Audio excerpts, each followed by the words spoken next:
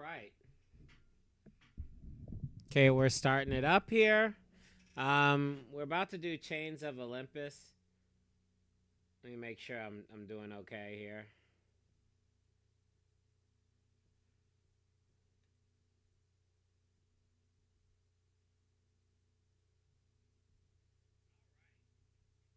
Okay, we're good. Okay, we're starting it up here. Okay, so last episode I did a bunch of stuff with the clothes. This time I've got some shoes that I need to rotate. Oh, it's got the iron stuff on it. I got some shoes that I need to rotate the wheels. Yeah. Let's get moving. Last one we watched was God of War Ascension. That was when the women who were Zeus's chicks to get people who pledge oaths and break them.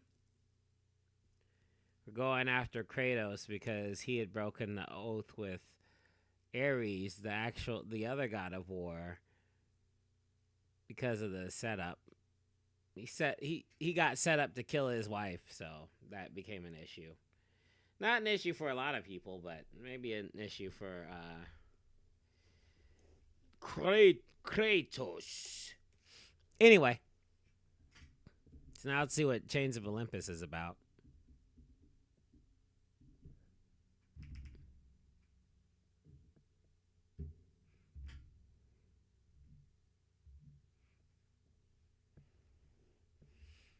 So I always, it tells me how many people are viewing the thing, and I know that the one view is me, but it does make me excited for a second until I realize that it's not me. So, it's me. So anyway, I got enough in me for one of these episodes, and got my little skate tool here, so let's do it.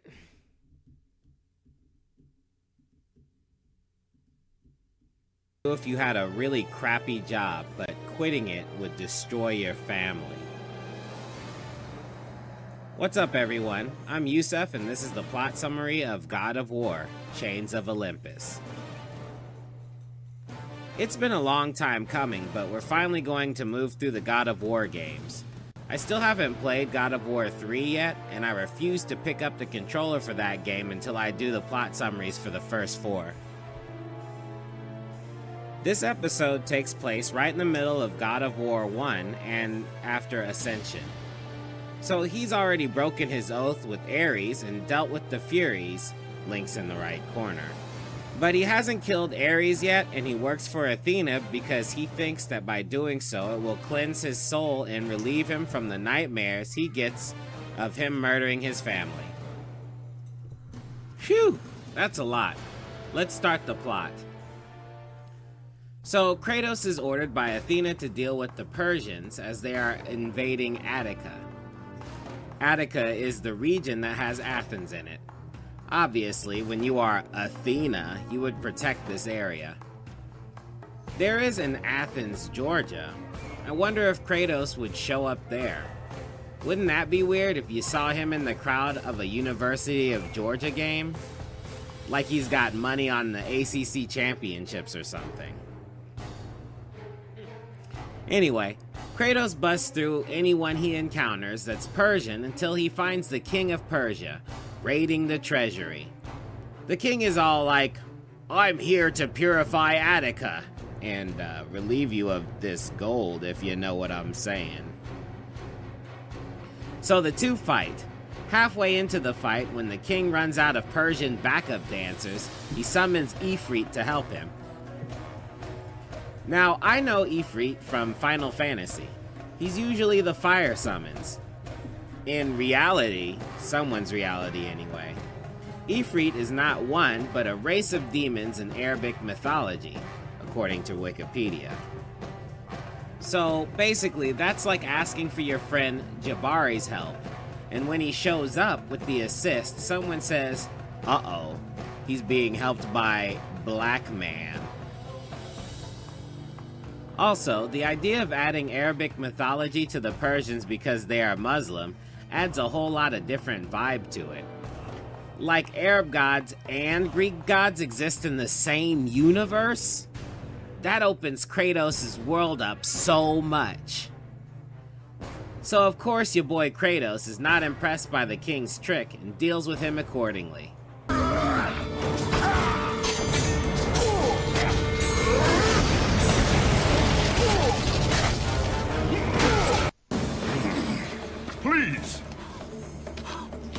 Please, spare my life. Take my kingdom, my women, my gold. I won't take your riches, but I will take your life.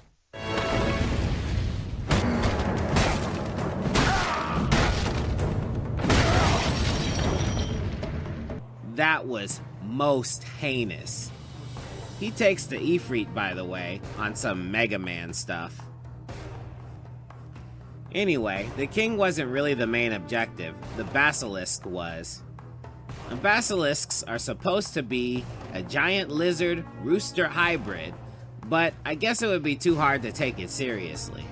So we just get a standard huge lizard thingy, which has no chance against Kratos.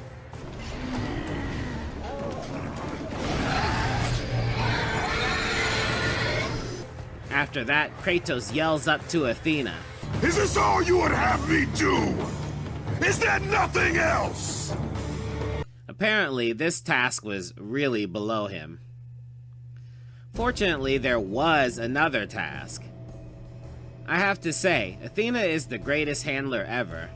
She seems to be really good at pre-planning things for Kratos and dangles his wants and needs in front of his face so well, it's like watching a spy movie. Athena literally sets up my boy Kratos with a 2-for-1 mission, easier than my wife asks me to run 2 errands in 1 trip to the store. Anyway, the sun just falls out of the sky, and then a fog of darkness whooshes over everything. Well, there's Kratos' answer. Kratos follows the sun to a dark city on fire and investigates.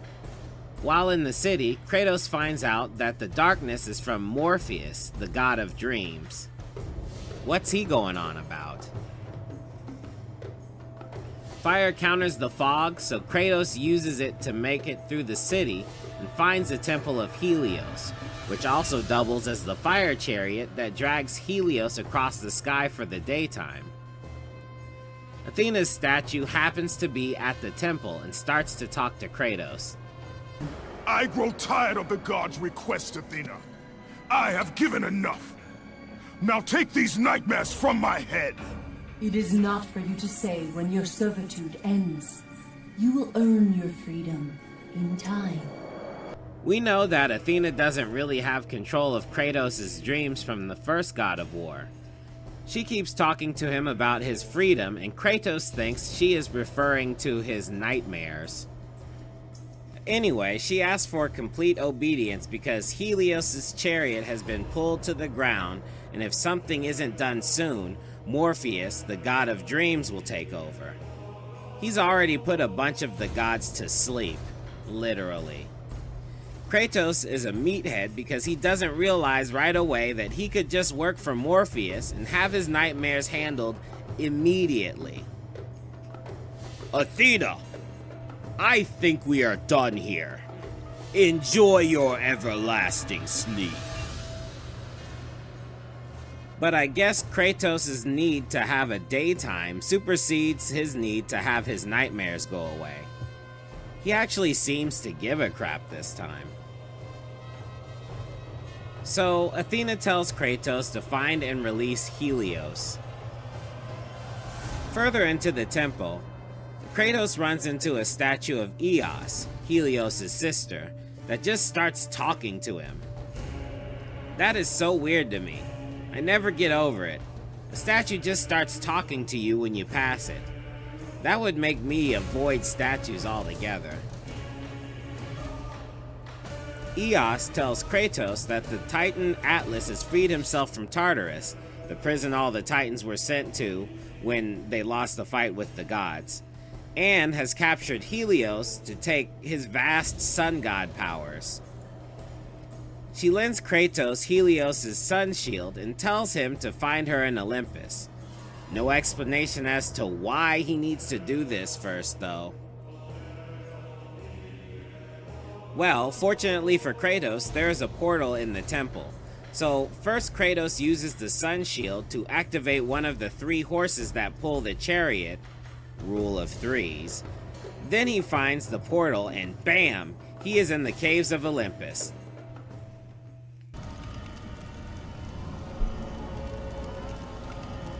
Where in the world am I?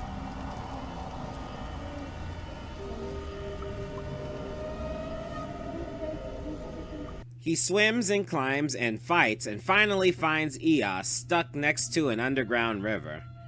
She is weakened because her brother isn't around. Eos is the goddess of the dawn. She got the crappy end of the stick in her family. What, is it her job to wake Helios up every morning? Time to make Rise and Shine a thing, Helios. Anyway, she tries to give glory to Zeus for getting Kratos to her safely, as if he didn't just fight a ton of monsters.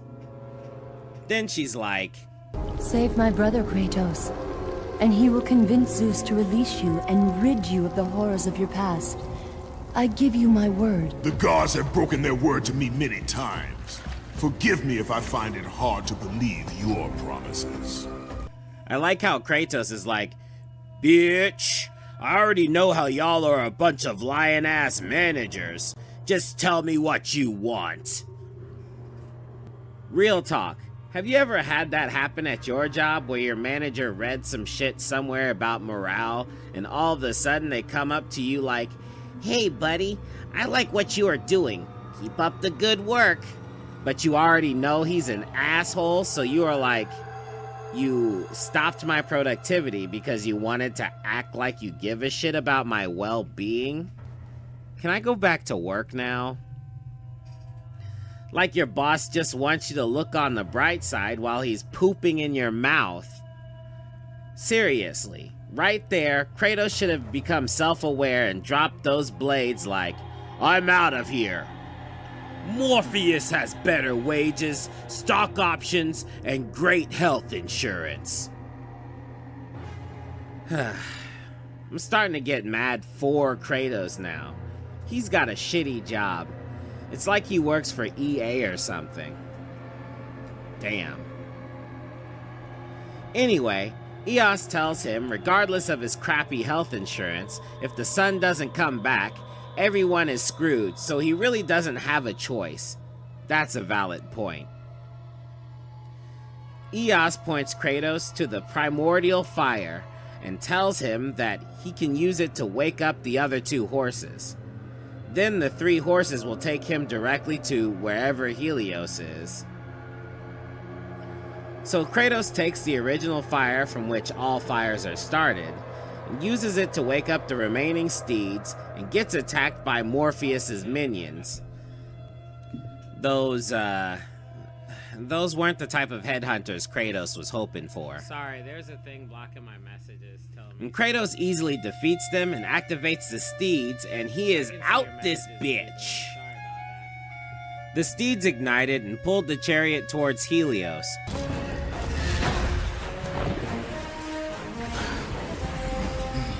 As a last-ditch effort, Morpheus grabs a hold of Kratos and puts him to sleep. While in Dreamland, it is revealed that the flute melody comes from Kratos' memory of his daughter, who would play the flute for him when he comes back from a campaign of stabbing people in the throat and ripping their body parts from their torsos. It's a nice little dream, but of course, you know what happens when Kratos is dreaming.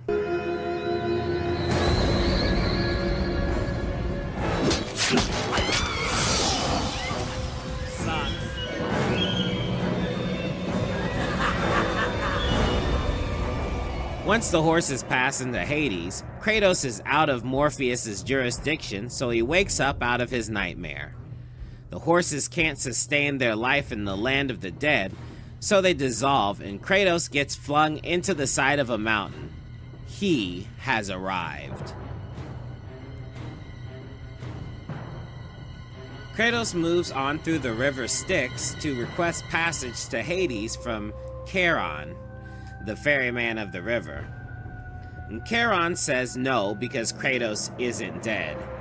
Technicalities. So remember, this happens before Kratos fights Ares in the first installment. So alas, Kratos is ill-equipped for this fight. Of course, Charon doesn't kill Kratos. That would be a little pointless now, wouldn't it be? He just throws Kratos' ass into Tartarus, the same prison that had Atlas. And Kratos has been knocked unconscious 2 times in one game. That's definitely a record. And Kratos beats up all the undead jailers and finds the Gauntlet of Zeus. You see, because the prison houses all the Titans, the guards need a weapon that gives them the strength to put the Titans in their place. So Zeus created the Gauntlet of Zeus for this purpose. In the hands of Kratos, though, it might just be the tool he needs to have a better discussion with Charon. So Kratos moves his way past the imprisoned Titans, out of Tartarus, and back to Charon. Time for round 2. Kratos quickly uses Zeus's gauntlet to disable Charon's advantage.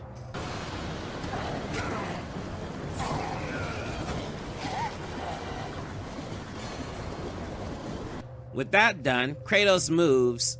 Wait a minute.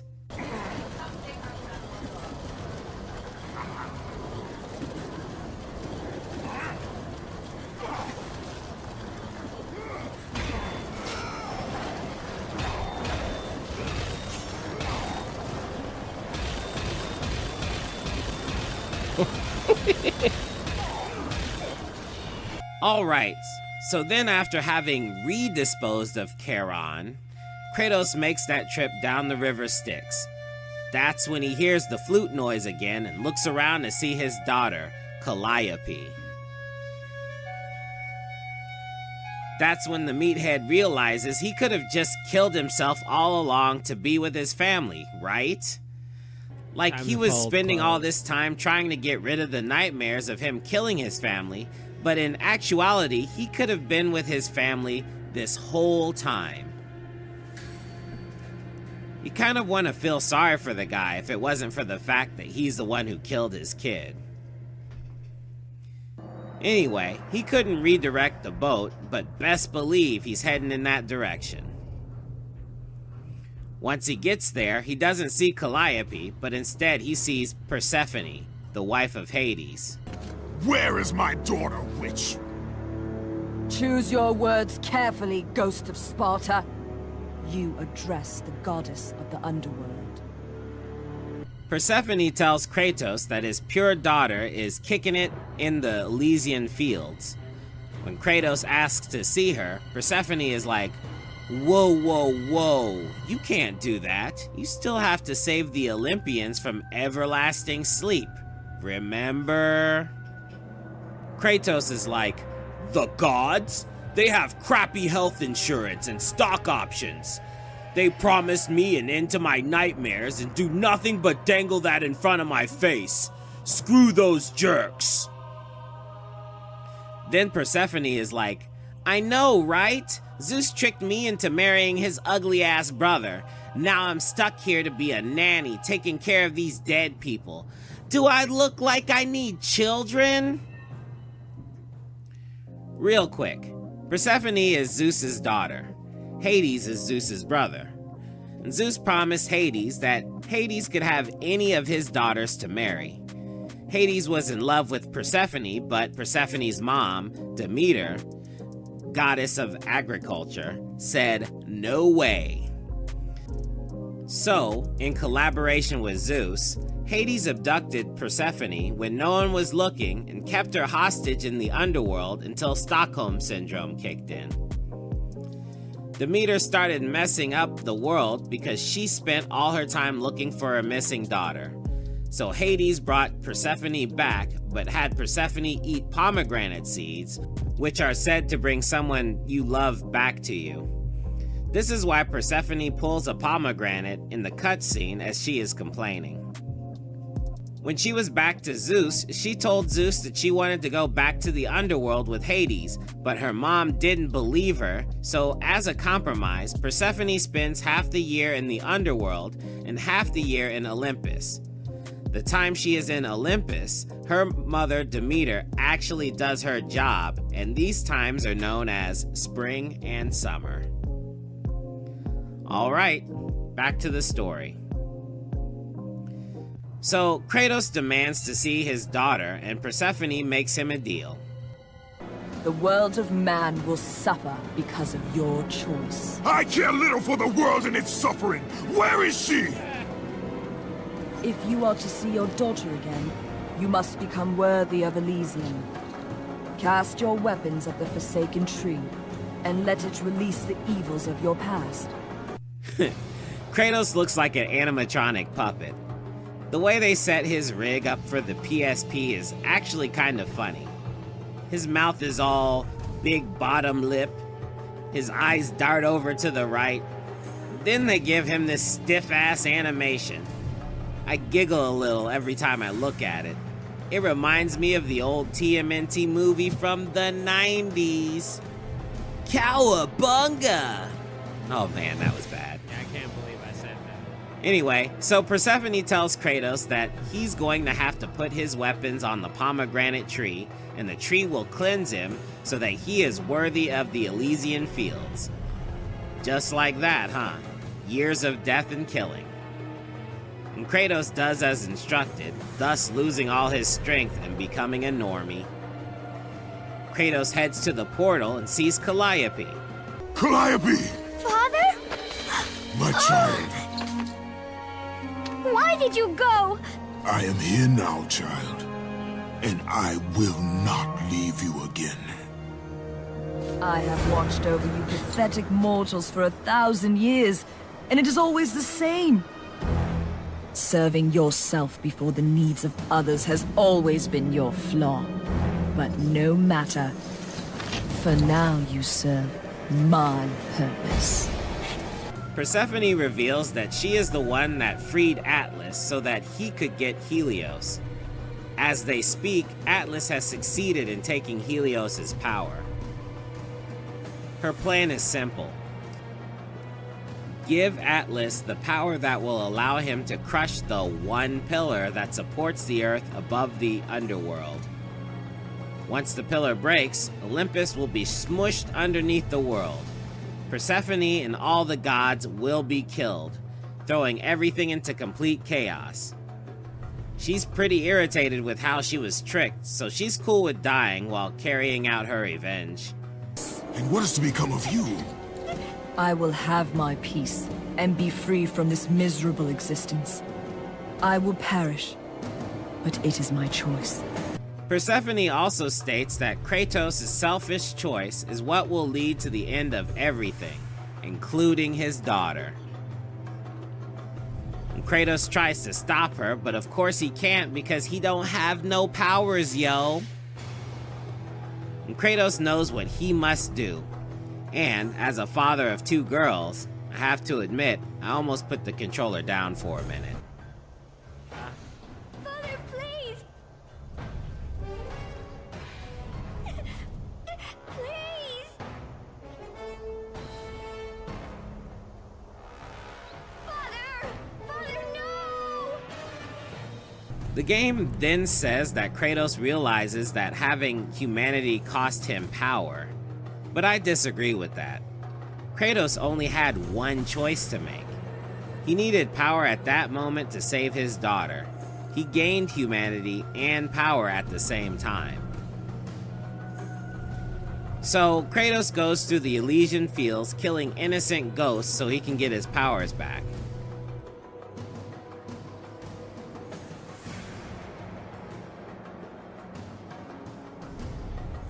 Then he had to leave his daughter to save the world. Harsh. So Kratos leaves the fields and heads towards the pillar to see if he can stop Atlas. He is stopped by Persephone, though, who dons battle armor and flies away with Kratos in tow. He was fantastic. So that was the plot summary. Here's the ending. Sure. Real talk. At least I made it to the checkpoint. Be with her. More of a coffee guy. Leave this world behind. Atlas!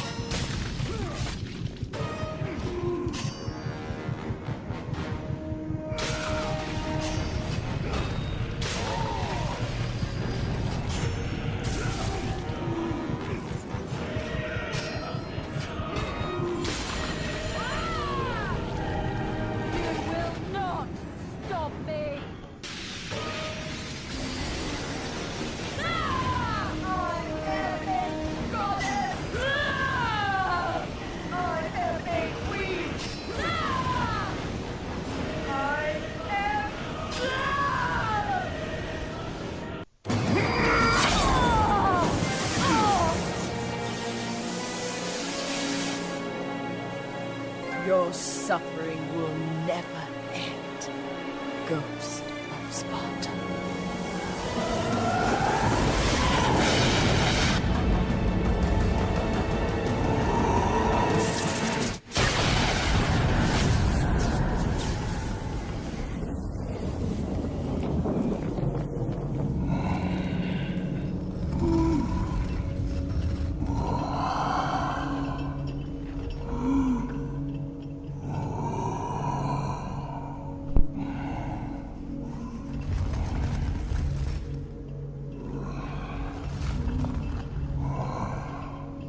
Perhaps you believe the Olympians will help you.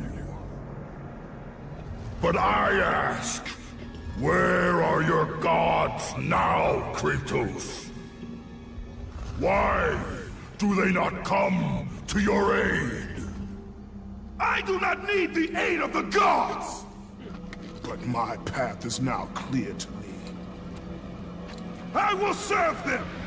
And they will keep their promise to free me from my past! I ask you, Spartan, what good is the promise of an Olympian? It is all I have, Atlas! We will meet again, Spartan. The fates have deemed it. One day, you will regret what you have done here. The mighty Atlas was left enchained, cursed to forever hold the world on his shoulders. Greater penance than even Zeus himself had placed on the Titans.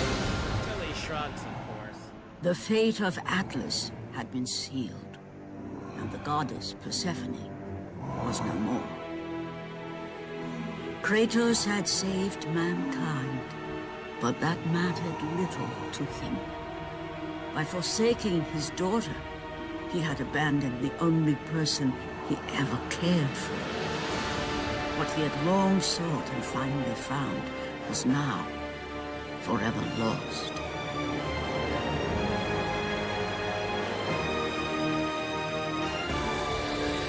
As the sun chariot rose higher in the sky, and the might of Helios shone once again on the world, Morpheus retreated to the shadows. Kratos gained little satisfaction from his victory. With years of servitude in front of him, he would need to confront his past and fight to reclaim the humanity he lost on the day his dark legend was born.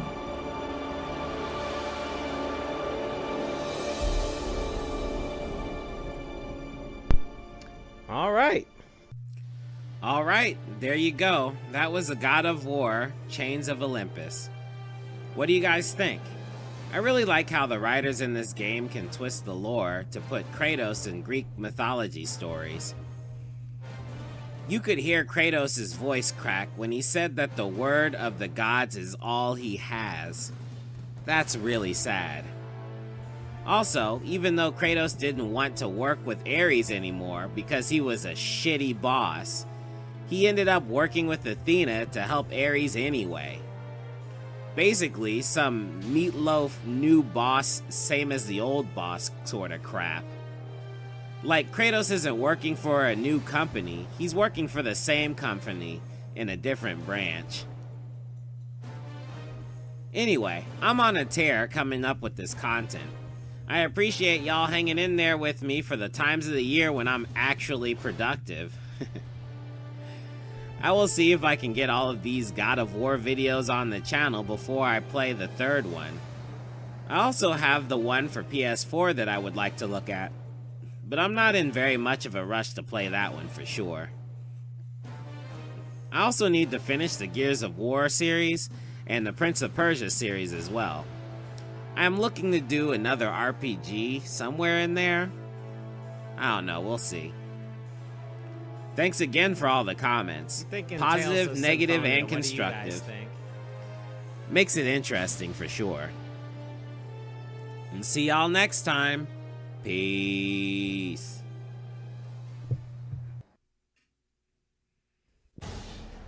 Hey everyone, it's Yusef for Video Game Plot Summaries, and today we are handling another Before we start that one off, I'm thinking about Tales of Symphonia. What do you guys think? As the RPG that I was gonna do. I don't know. I also have Grandia 3. I thought that one was halfway decent. Both of them end pretty much the same way anyway. Ooh, time for socks. So, yeah. If you guys are still around, let me know. Tales of Symphonia or Grandia. Or, that one where little kid gets pimp slapped. What is that called? Eternal Sonata. That was pretty good. So yeah, Eternal Sonata. Let me write that down. What would you do if you had some horrible incomplete memories due to partial... Well, I'll just make that a poll on my page. If you guys haven't subscribed yet, please do. Regardless of what kind of tea we're drinking, you know? Everyone knows your story. Hey everyone, it's Yusef for Video Game Plot Summaries, and today we are handling another God of War game from the PS2 era. This game came out originally for the PSP. It's God of War, Ghosts of Sparta. To catch you guys up quickly, the God of War series follows Kratos, a Spartan warrior that is so good at killing, Ares, the God of War, made him his errand boy. Then, Ares tricked Kratos into killing his own wife and child. And Kratos, who is a lunatic who cares nothing for anyone but his family, now walks around with the ashes of his family stuck to his body. This is why everyone calls him the Ghost of Sparta. Stopping the nightmares that actually make him feel guilty are pretty much the only reason Kratos gets off his butt to do anything. But once Kratos sets a goal, his resolve is unshakable and he will never quit until he completes it. Let's get started. So, Kratos is the God of War on his throne, and he drifts off to receive a vision.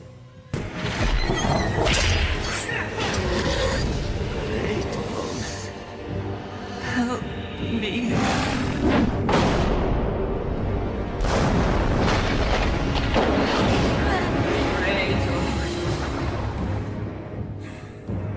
Kratos knew that this was not a mere vision.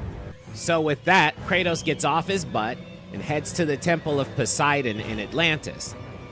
Athena, Kratos' new handler, is not a fan of this adventure. This is not a wise course of action, Kratos. It was a dream, nothing more. The visions still haunt me, Athena. The visions you promised to take away. Got him.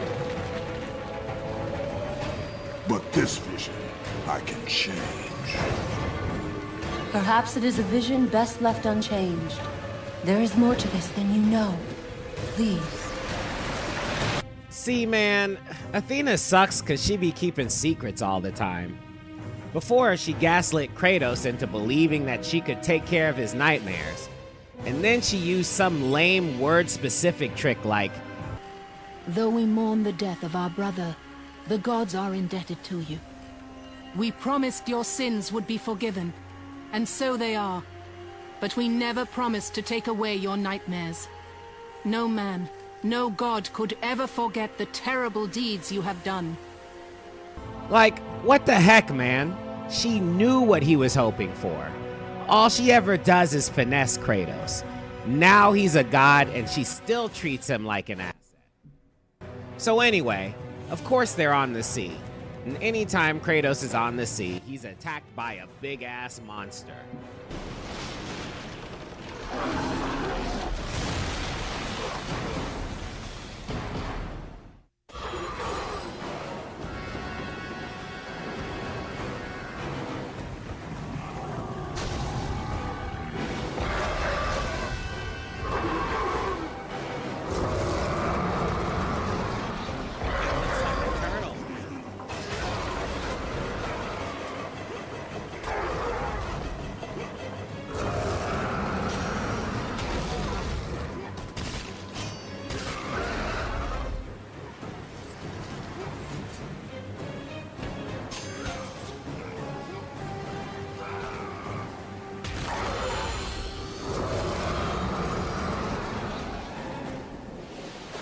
So Kratos defeats the monster and gets through Atlantis from the maintenance entrance.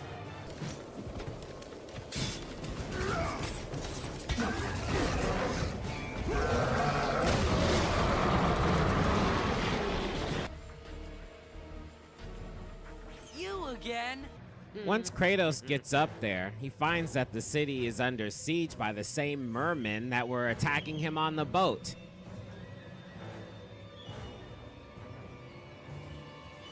In the first God of War, Kratos received the ability to breathe underwater from Poseidon himself, which seems to come in handy for the rest of these games. It's one of Kratos' gifts from the gods that I'm glad he doesn't have to give up. The breathing mechanic for underwater in games is stupid. I believe that any chance a developer has, they should excuse themselves out of the protagonist holding their breath. This hatred goes all the way back to Sonic the Hedgehog, by the way. Mario could breathe underwater in his Nintendo days, but Sonic is running around looking for air bubbles to suck up? Yeah, screw that game mechanic. Gotta go fast. Kratos finally gets to the Temple of Thanatos, the god of death. And Kratos finds that in order to enter into Thanatos' realm, he needs a skull of Ceres. And the Ceres are death spirits. They probably have a secret microchip that allows them entrance embedded in their skulls or something. So Kratos leaves the temple and runs through the city more and... what the heck?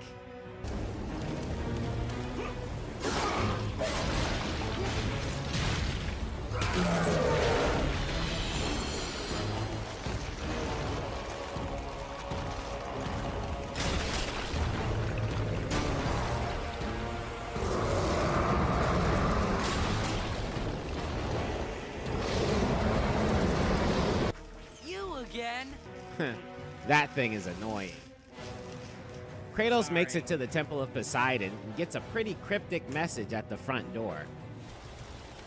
Know thyself, and your path shall be revealed.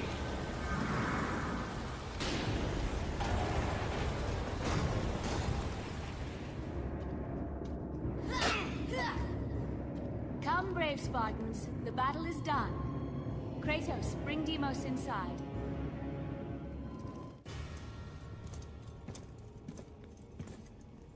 How I have missed you, Kratos. What treachery is this? Another trick of the gods? No, my son. It is me.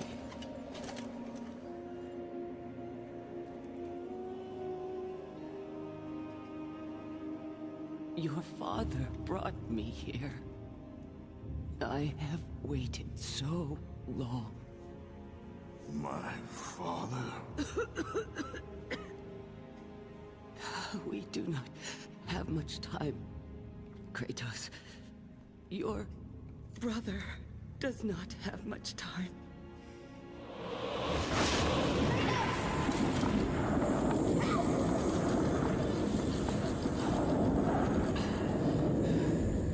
Deimos? He lives, trapped in torment, deep in death's domain. But he's gone. You told me that he was— I'm sorry. I had no choice but to lie. You must listen now. The Temple of Ares in Sparta holds the secret that will lead to your brother. Your father forbid me to tell you. My father? Who is my father?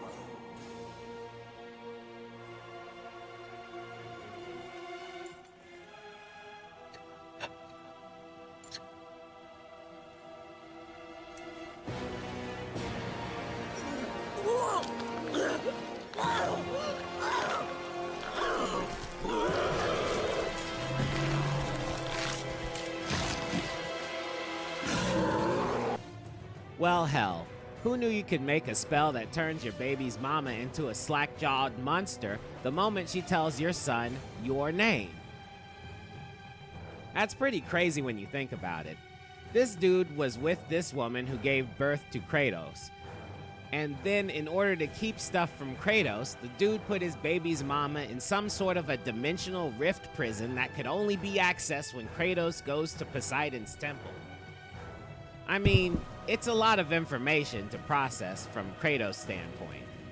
He now knows the identity of his father, that his brother Deimos is still alive in Thanatos' realm.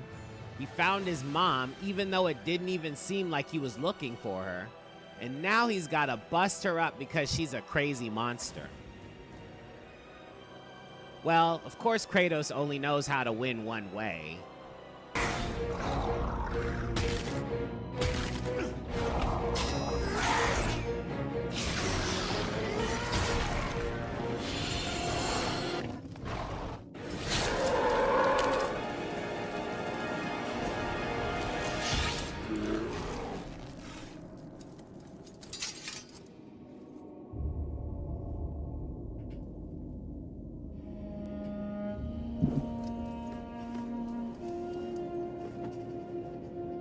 Finally, I am free.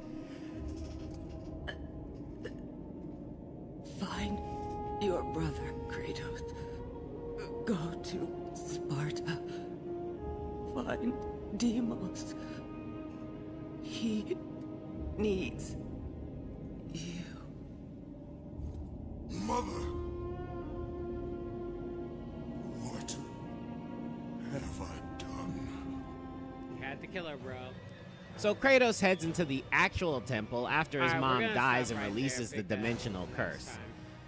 He sees a book that I assume is going to explain more about Poseidon to us.